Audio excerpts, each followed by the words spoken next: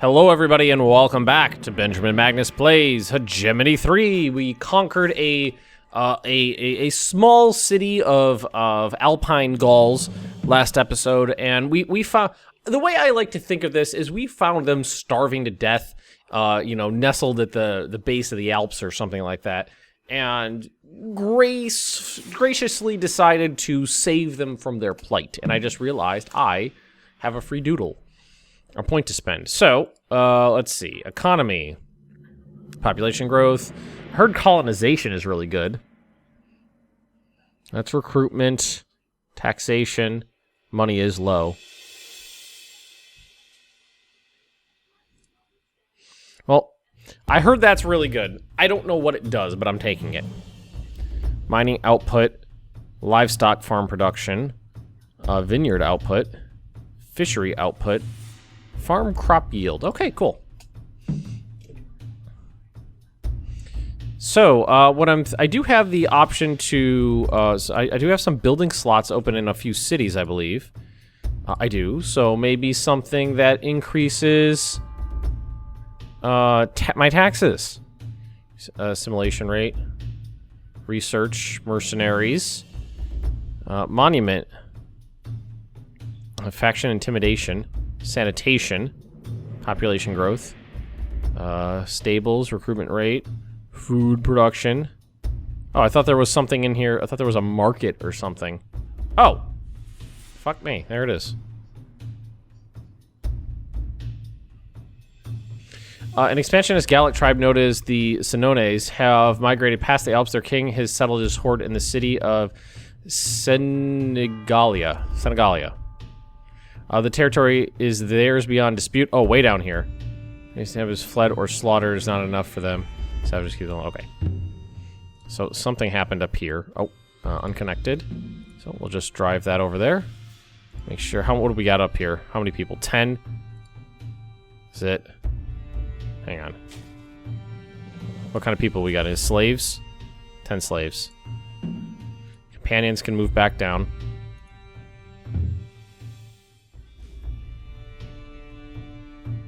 We'll do slingers. But you just hang out there for me for now. Come back here. So we're doing okay. Food's good. I mean, the stockpiles are good. We're starting to make more money. I'm kind of hesitant to build like that market on the coastal provinces. I'd really rather put them on interior areas, but I have so many. You know what we could do? Do it up here. Oh, well, we can't do it up here. Definitely think expanding this city is going to be a good idea. But then again, we don't have much else. We don't have a lot of options. So why don't we go ahead and put in a market right here? Nice. A lot of cities could expand. And right now, I do have a lot of food, but not a lot of money. I could expand my mines. That's all. That's an option.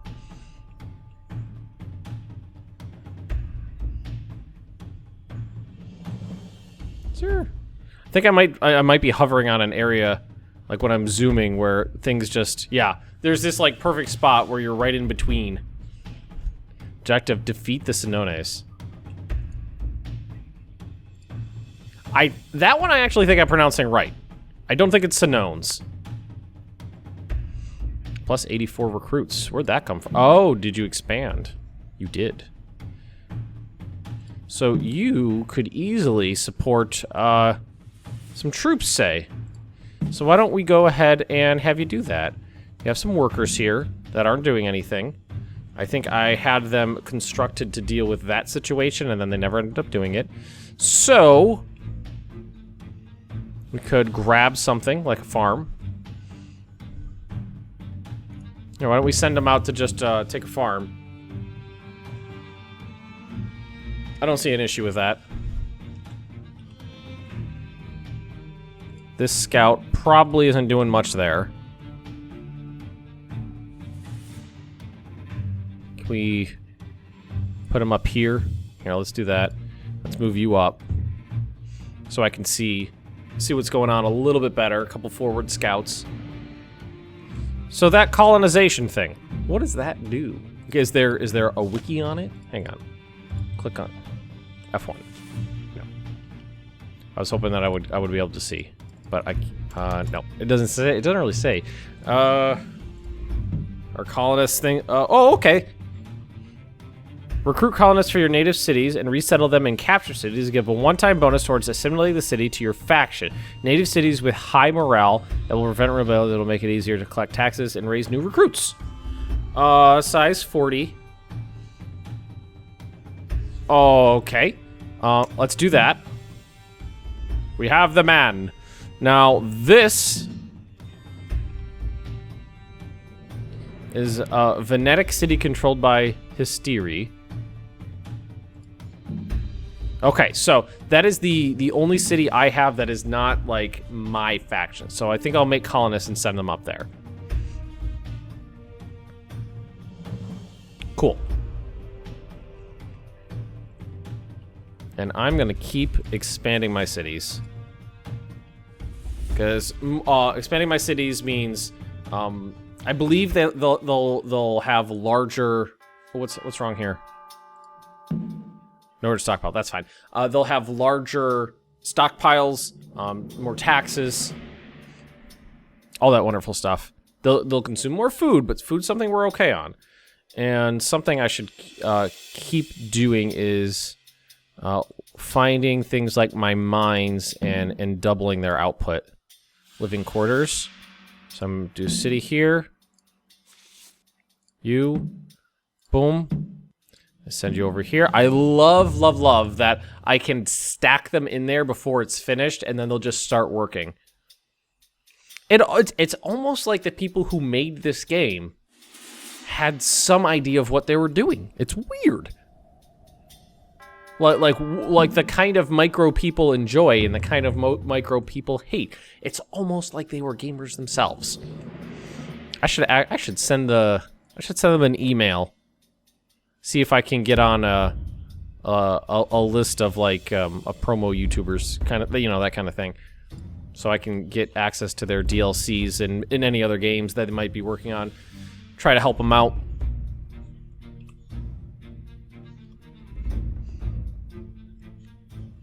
It's funny, when I first started I think I was around 8,000 or 9,000 subscribers when I first started getting press copies of DLCs and games, and at first I was like, you know, this is so cool, I'm getting free games. And now it's more, I definitely see it the other way around now. It's like, yeah, this is cool, I'm getting free games, but you know what's also pretty cool, but I can help them promote, you know, I can help companies promote good games by playing them.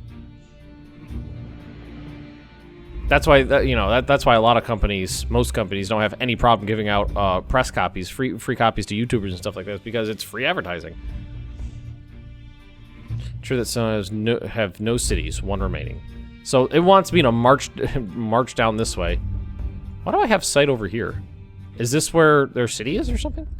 I thought it had an arrow down here. That's okay. So I was looking at food production before. Now I'm definitely more interested in mines and the lumber camps. So we've got 21 here, and we do have 10 more. So you know, I'm gonna do this one. I'm gonna expand this one. Should I? 100%. Yeah, you're fine. So you have some slaves hanging around, don't you? Where'd they go? Here they are. I'm gonna send them. I'm just trying to maximize this stuff. So you go there, then you construct a new full doodle. Oh, you know what? This is an option I have available because this is a different culture city. Hostages can be recruited. I love that that's in quotes there. Hostile captured cities, when secured away from home, they can provide a cheaper alternative to Brennan relatives than garrison combat units. So I can take them, like move them to my capital and just say, hey, you be nice. Alright, so you move there. Forgive me while I blow my nose.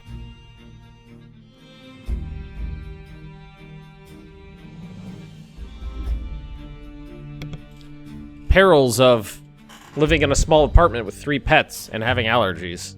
Can't wait to buy a house. If YouTube hadn't been going so well for me, I never would be able to think about buying a house. The job me and my wife, well, the job my wife has and the job I had before this, I mean, just between the expenses and the piss poor pay, it was physically impossible to save money. But now that I'm doing YouTube, it's actually feasible for us to think about buying a house in the coming year. So you don't have anywhere to stock. Okay, so, I mean, like, we're good on food. We got a lot of farms that are just saying, hey, we got food, nowhere to put it. So definitely going to focus on mines and the lumber camps. So, like, this mine got upgraded. Cool.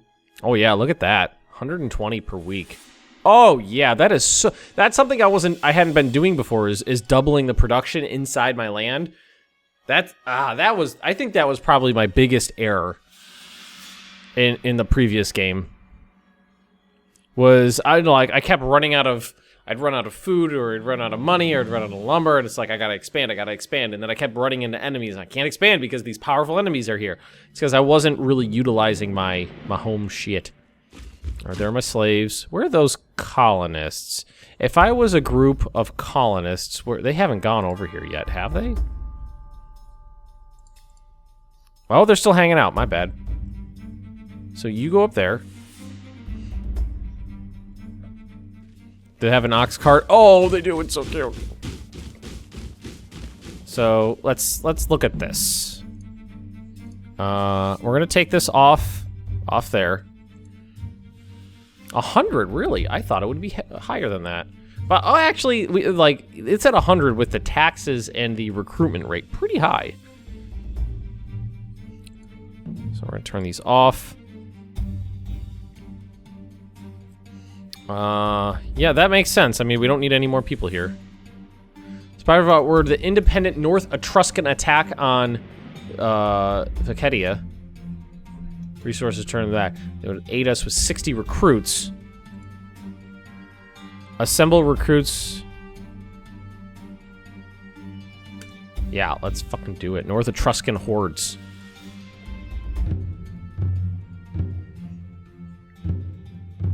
Free truce. So let's look at our diplomacy. I don't know if I really like the diplomacy. I feel like this is really, I don't know why. Diplomacy always seems really, in games like this, really, really underutilized. It's like, yeah, you guys have recruits. Don't need to be recruiting people. I do need to be recruiting people, so we'll keep that up.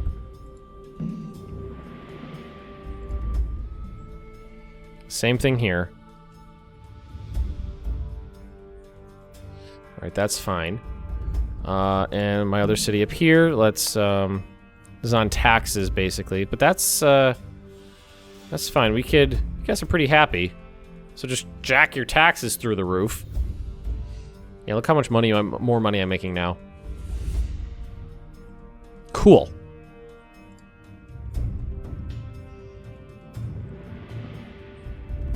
So let's try to find some lumber camps that we could work with. Here's one right here. So what we're gonna do is we're going to do a double production of the living quarters. You, sir, are going to hire in some workers that are going to go work there.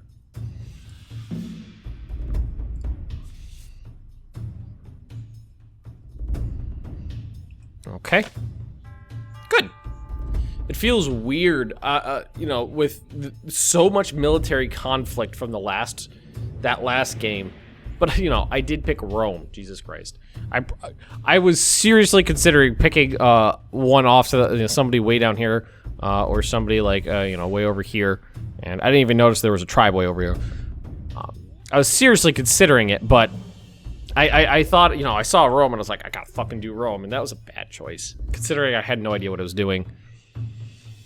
I'm thoroughly enjoying myself this time through. Forgive my bottle of water. Alright, so we got people moving around. Everything looks pretty good right now.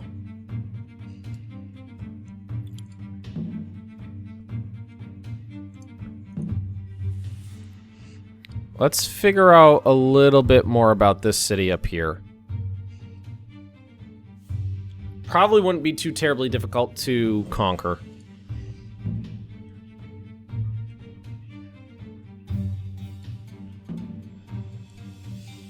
And then if we took that, we could definitely redo what we're looking at in terms of bridges. Let's see, if we capture this city and we want to like create a choke point, we've got a ford here, and a permanent bridge up there. So that means we would have to. I really want to put that. Somebody's got a bridge over here.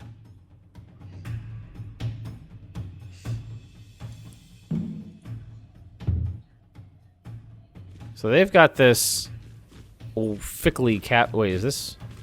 Who's that?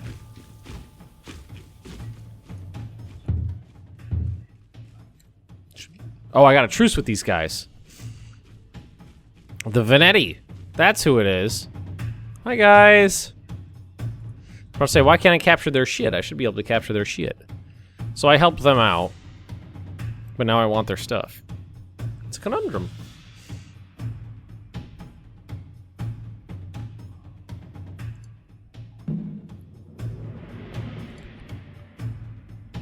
I'm pretty happy with the way this is going.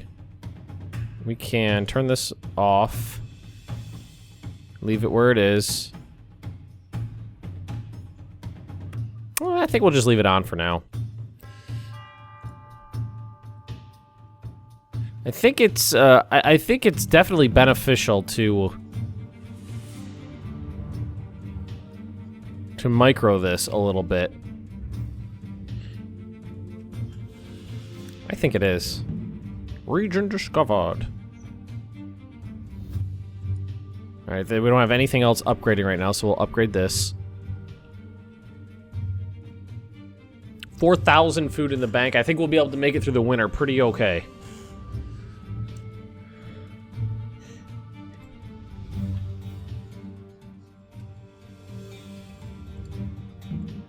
I'm pretty sure this is the northern boundary.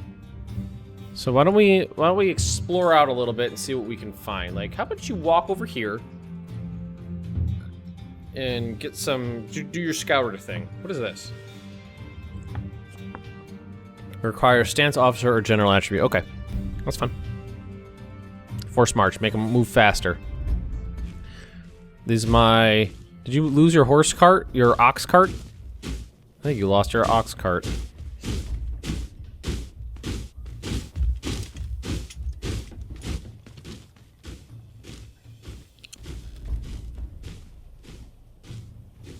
Man, now that I'm looking at these, like, those are some really bad textures. Oh, it's not a big deal. It is not a big deal. Like, the logs on the back of an ox cart that you'll never see. That is not a big deal.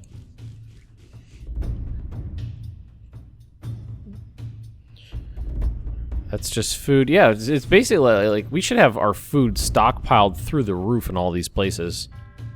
And we definitely do. Like, if we check out our camp down here, anything we could build in here that would be okay. Nah, we could leave that there. It's got it's got some really nice units in there. I don't think that's necessary anymore. So why don't we move these guys up to the like the staging area?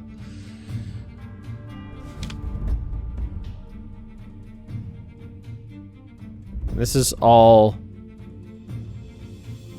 the Venetti. At least it was Venetti, right?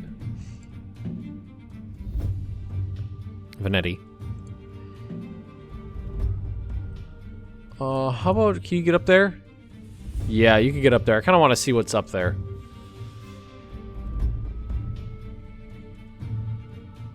Maybe get it. I want maybe make a ship. I feel like I've got a nice little nation settled here. Everything's connected, everybody's happy.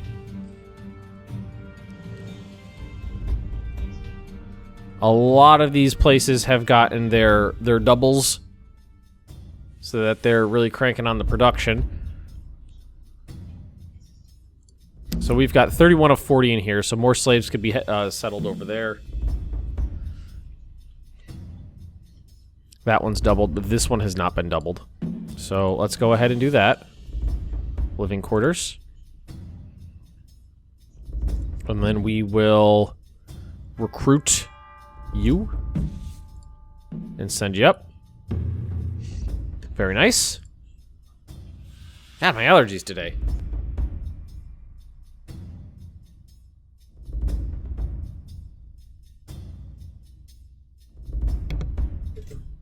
Sorry. I know you didn't hear anything. The screen, like, I just stopped talking for 5 seconds. But that was, I muted the microphone and then blew my nose. I built a barrack somewhere, didn't I? Not there, not there. There. Who is this? Illyric hoplites. Disciplined infantry that fight with a long spear. Okay, this is a hoplite.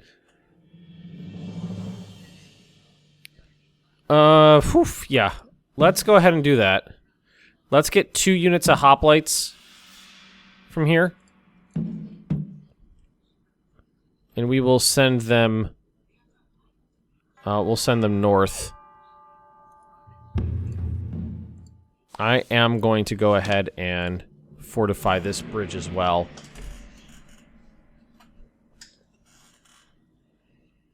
I like this choke point I've got here. It was a little wonky, you know, capturing and figuring out that city was there, it was hiding, and then, you know, rejiggering my supply lines and whatnot, but it's good. It's good. It's good.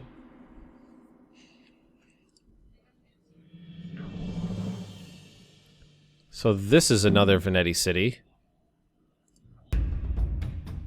Let's move down this way. Stop there, and then do your scout thing. I'm a little bummed that I'm friendly with them. I should probably try to, well, let's see. Who's more intimidating? No, I don't want to declare war. We have a truce. Is it hover here?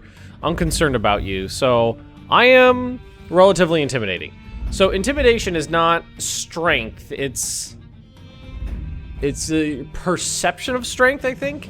I don't think it's actually like one-to-one how strong one person is versus someone else. I think it's more of a perception. North Etruscans, I'm definitely at war. Etruscan expansion into the Po Valley started in the 9th or 8th century BCE, although it is unknown which city-states led the initiative. Cities themselves established a separate organization from the ... Etruscan civilization it's not a lot of it is known about it because of how ancient it is, and the fact that that area was conquered and, you know, reconquered, and there was a lot of conflict in the area. But Etruscan was a pre-Roman civilization from about this area, and the Romans famously fought them. Back in those, Rome was, I don't remember when the Roman VA was the brass ring of the Etruscan cities. I don't remember when it exactly was that the Romans fought them, but there's a lot of cool stories that came out of there. Like, in that time, wars were always fought during the summer, and then it was everybody went home in the autumn before winter, so that because everybody was farmers, basically, all the soldiers for sure, they would go home because they had to tend to their farms and make sure and harvest the crops, or everybody starves. And the Roman Etruscan wars were basically the first time in Roman military. The Roman military kept their forces standing throughout the winter to siege down VA. And there's another good story about how the Romans used sappers to go under to tunnel under the walls of VA, and they tunneled. And this is just a legend. They tunneled under. I'm pantomiming this with my hands, like you can see what I'm talking about. Like I'm pantomiming tunneling under a wall. They tunneled under the Etruscan walls, and they were underneath a temple, and there were Etruscan augurs that were, or oracles. I don't remember what, there's a specific word for someone who uses animal entrails to tell the future. I don't remember exactly what it is though, but they were They were in the midst of doing that, and the augur or oracle, whatever it is, was like looking at the entrails of a slaughtered goat or a lamb or something like that, and said out loud that whoever owned or possessed the organs themselves would be victors in the war. And that's when the Roman sappers, like burst through the floor, and a fight in the temple ensued, and they dragged off the entrails, physically took the entrails, because the oracle's literal words were, whoever possesses them is going to come out triumphant. And so the Romans stole the organs, so they stole victory from the Etruscans. There's a lot of cool tales like that from antiquity. I mean, you got to take it with a grain of salt, because this is stuff from 2,500 years ago. But it's a very interesting stories. But I mean, a lot of it comes from fact. Okay, winter just hit. Like the Romans were famous for their siege works and use of sappers and oracles and consulting I think it was usually a liver of a sacrifice, a ritually sacrificed animal. That was a very common thing for the days, and people believed in that stuff. I always liked that story. There's a lot of really, really cool stories and legends from, like, Roman prehistory. Because the official records of the city were destroyed when the Gauls sacked Rome. Oh, God. It's right on the tip. I'm trying to think of the name of the Gallic leader who sacked Rome in I think it was the 300s.